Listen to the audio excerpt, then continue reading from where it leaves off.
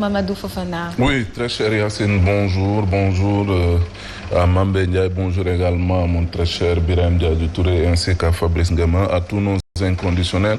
Excellente matinée. Bonjour Birahim Diadji Touré. Bonjour Yacine Seck, bonjour également à Mambé ainsi que Mamadou Fofana, Fabrice Ngama, à l'ensemble des auditeurs de Zik FM, téléspectateurs de la Sen TV, sur les plateformes aussi.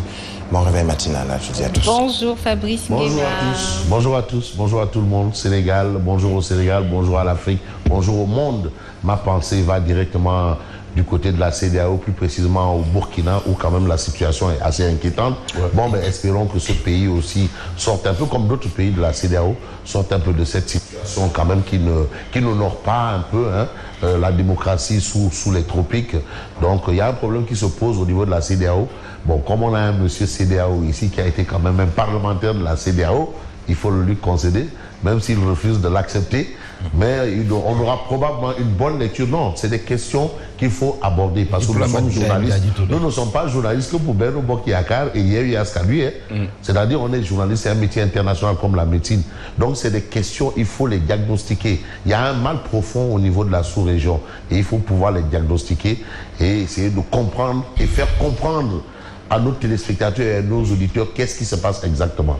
Et c'est peut-être avec exactitude que je m'incline devant la personne de Yacine parce que probablement... Sans transition. Hein? Sans transition. On y va directement. On y va directement, Fabrice. On aura peut-être le temps tout à l'heure avec Travigny aussi. Voilà. S'il vous plaît. D'accord. Voilà. Voilà. Alors, c'est tout l'honneur que vous me faites d'aller sans transition. Alors, on va commencer aujourd'hui par le journal Tribune. Hein. À la une de Tribune, on parle de percuté par Yehu Yaskadui à Thiès, le Mburuakso dans le coma. Le Mburuakso, c'est un peu cette science politique sortie des usines de Ndamal Kadior. Et aujourd'hui, le Mburuakso, finalement, ne pèse absolument rien au regard des résultats qu'on a un peu du côté de la capitale du rail. C'est vrai qu'en politique, il ne faut jamais jeter le bébé avec l'eau du bain. Il faut toujours tenir compte des situations. Nous sommes dans le contexte des locales. Est-ce que le contexte des locales, c'est le contexte des législatives? Est-ce que le contexte des législatives, c'est le contexte de la présidentielle? C'est un ensemble de questions qu'on pourrait probablement se poser. Mais le point, là où un peu Tribune met le doigt, c'est la situation. Un décryptage en profondeur. Défaite dans les grandes villes, le syndrome VAD plane sur le maquis. On se rappelle. J'aime bien entendre certains dire on se le rappelle. Bon, ça encore, c'est un problème qui me pose. On se rappelle d'un fait. 2009 qui avait annoncé la déculottée de 2012. Et c'est peut-être sur ce point que Tribune s'appuie pour expliquer ça. Le syndrome VAD plane sur Maquis. Et puis, on reste dans le Maquis et on va dans le nord, au Fouta, Ogo, Kadel, Nabadji, Ranérou. Ça, ce sont les localités de Matam. Et aujourd'hui, qu'est-ce que Tribune nous livre? Tribune nous livre que Farba Ngom perd son duel contre Maître Malick Sall. Perd son duel.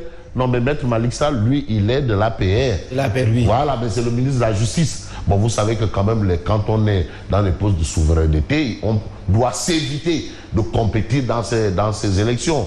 Ministre parce que Farba ne l'a pas raté durant la campagne électorale. Voilà. Donc aujourd'hui, on a Farba Ngom. Ah oui, il y a eu des échanges doux entre les deux hommes. Et aujourd'hui, Farba Ngom perd son duel contre Maître Malick Sall. Maître Malick Sall n'était pas candidat. Non, il n'était pas candidat, mais Farba avait fustigé le fait que durant une caravane organisée dans ce sens, dans cette localité, le ministre de la Justice n'était pas présent. Et n'avait pas justifié sa présence. Donc on peut retenir que quelque part, il y a une guerre de leadership au sein de l'APR dans le Fouta. Il y a une vraie guerre de leadership entre Farba Ngom et Maître Malick Sall. Mais l'important pour Tribune, c'est de nous dire que du côté de Ndioum, il n'y a ni guerre, ni petite guerre, ni grande guerre, ni drôle de guerre, ni semblant de guerre. À Ndioum, c'est Cheikh Oumar Anne qui en est maître. Bon, élection locale, Cheikh Oumar Anne, maître de Ndioum. Bon, Tribune dans ses colonnes s'appuie un peu sur le score soviétique. Il a remporté les élections à presque 80% du côté de Ndioum. Et là, si on voit bien sur ce point, c'est lui qui a remporté le plus gros taux, c'est lui qui a remporté la coupe au regard des informations de Tribune. Tribune parle de Khombole et entre autres, acte de grandeur des perdants. Ça aussi, c'est important à signaler. Vous me permettez de faire un bonjour à oui, qui nous suit, Dr Doudou Sène. Dr Doudou Sène, c'est le coordinateur du programme de lutte contre le paludisme. Qui nous suit. Bonjour, docteur. Bonjour, docteur Doudou Sène. Alors, il faut noter qu'il a été la tête de liste majoritaire Benno du côté de Grand Dakar. Et certains disent dans la localité que n'eût été lui, Yéwi aurait aussi balayé là-bas. Ah bon? Donc, c'est lui qui a joué un peu, qui a sauvé les mêmes et qui a réussi à maintenir la localité dans la mouvance. Alors, on peut retenir ça. Mais ce qu'on peut aussi évoquer, c'est la conférence de presse de la majorité présidentielle. Ah oui, il faut une conférence de presse. Et aujourd'hui, la majorité présidentielle parle globalement. Oui. Globalement. Pour dire quoi? Nous avons massivement gagné. Massivement. Donc si on fait la totalité des voix, parce que aussi, c'est une autre paire de manches. Vous savez, une lecture, on peut la faire doublement. Si on prend globalement, Benno arrive en tête. Massivement, je veux dire. Totalité des voix de Benno contre totalité des voix de Yéwi Askanui, Benno arrive en tête. Benno étale les chiffres. Bon, est-ce que ce sont des arguments aussi tirés par les cheveux, va par les pieds? De toutes les façons, mon grand frère Elhadj Kassé, qui lui qualifie les quotidiens et les parutions comme les matins sénégalais. C'est comme ça qu'il les appelle. Même si son rêve... Mais si Benno gagne pratiquement dans toutes les localités et perd devant Sonko, perd devant Barthélémy Diaz. Mais ça aussi, c'est une autre lecture. C'est une autre lecture. C'est-à-dire, cette lecture-là n'exclut pas votre lecture. C'est ce qu'on appelle Thierno Birahim. C'est vrai qu'on n'est pas bien en point. C'est ce qu'on appelle faire une lecture transcendantale. Se départir de toute contingence. Bon, là, Aïcha Fall, sur... de se départir. C'est une lecture transcendantale. On peut lire pour... Quand on est un intellectuel, on devra dire oui, l'opposition a gagné. Oui, Benno a gagné. Oui, l'opposition a perdu. Oui, Benno a perdu. C'est ça qu'on appelle décrypter, passer au crible. Et c'est exactement... Benno aussi prend le bout de...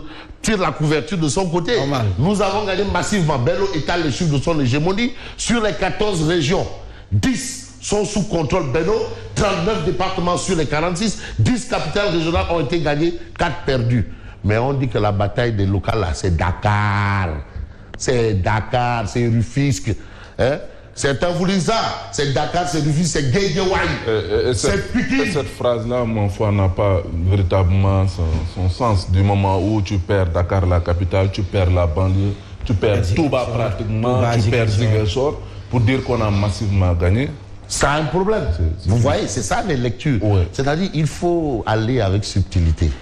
Alors, et peut-être c'est dans cette subtilité que Walf Quotidien titre scrutin local raison d'une débâcle. Il y a eu débâcle.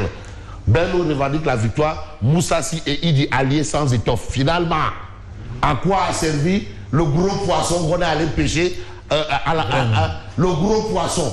Parce que Moussa Baki avait qualifié Moussassi de gros poisson. J'ai pêché un gros poisson.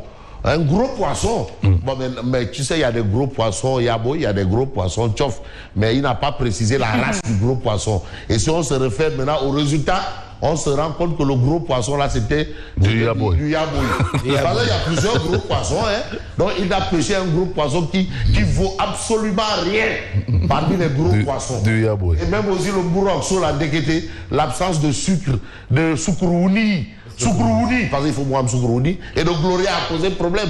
Mourouakso, c'est sans sucre, rien, ça ne donne rien. Finalement, un peu, c'est ce que retient Walf Quotidien ce matin. Et puis ce matin, attaque contre une patrouille de l'armée, 2 militaires sénégalais tués au sud de la Gambie. Ça aussi, c'est des informations parce que le temps ne pouvant suspendre son envol sur le résultat des locales, on s'intéresse aussi à l'actualité. Vous avez Yéwi Askanui dénonce des tentatives de hold-up. Actuellement, il y a des zones où on n'est pas encore clair, notamment à Rufisque. Vous avez un peu le doyen Ali Oumar qui est le seul à persister et signer, qui demeure et reste assis. Oui. Il réclame les clés de la ville. Les clés de la ville. Et il a plein droit parce qu'Ali Oumar, quand même, depuis 2002, 2003, 2001, 2002. Il a fait 19 ans. Mais oui, mais non, mais ça veut dire ce que ça veut dire. Hein? Voilà. Wade est parti, il est resté. Il devient l'homme fort de la ville de Rebeuss. Voilà, même si Macky part, il va rester. Bon, malgré ça, mes résidents à Dakar, Djoubel, Kaolack et Ziguinchor, Benno refuse de mourir. Mais c'est Source A qui a un titre assez particulier. C'est dommage que certains journaux n'ont pas terminé d'être téléchargés. On aurait eu Source A qui à la une de Source A, on a clairement un titre à savoir Benno dans le délire. C'est-à-dire ces gens, ils sont en train de délirer. Alors ça m'a rappelé une sortie de Ansoumana Dione qui disait que aux sorties des élections locales, beaucoup de responsables deviendront fous. Donc ça a un lien. Et puis on parle d'élections locales, Yewwi émerge, Benno s'effondre, Wallu disparaît. Voilà un peu le décryptage du Témoin quotidien. Je propose aux gens de lire le commentaire de Moustapha Boyi. Comme Sarkozy, Macky Sall, assumez votre responsabilité. Oui. Ah oui. Bon, critique le journal d'indiquer Benno perd et gagne. Résultat des élections territoriales. Mais vous avez un fait, imminence d'un remaniement ministériel. Imminence. Macky aiguise son sabre, ministre et DG défaitistes en sursis. Donc aujourd'hui, il y a des ministres et des DG qui seraient en sursis. Bon, comme moi, je suis tout le temps et toujours en sursis, hein, je me propose de terminer avec Grand Place qui nous révèle que Seydou Diouf prédit la défaite de Benno Bokk-Yakaar. Avait prédit. Ah, Seydou Diouf avait prédit. Oui, avait prédit. Seydou Diouf prédit la défaite. C'est le journal du vendredi passé. Ouais. C'est ça. Ils se sont trompés. Attention. Ah oui, ils se sont trompés. Ils nous ont envoyé le journal du vendredi. Il avait prédit. Et là, 24 heures, vous plongez un peu dans l'histoire du Sénégal. Ah non. Oui. Dans l'histoire du Sénégal, Niani Benina. En tout cas, c'est à Macky Sall de décrypter le message et de savoir où on va. Gemsobop et sa belle percée rament-ils vers un destin radieux? Donc, il faut tenir compte de Gemsobop au regard du titre de 24 heures quotidien. Alors, merci et bonne continuation. Merci beaucoup, Fabrice Nguema. À tout à l'heure. On revient tout de suite pour le développement du journal.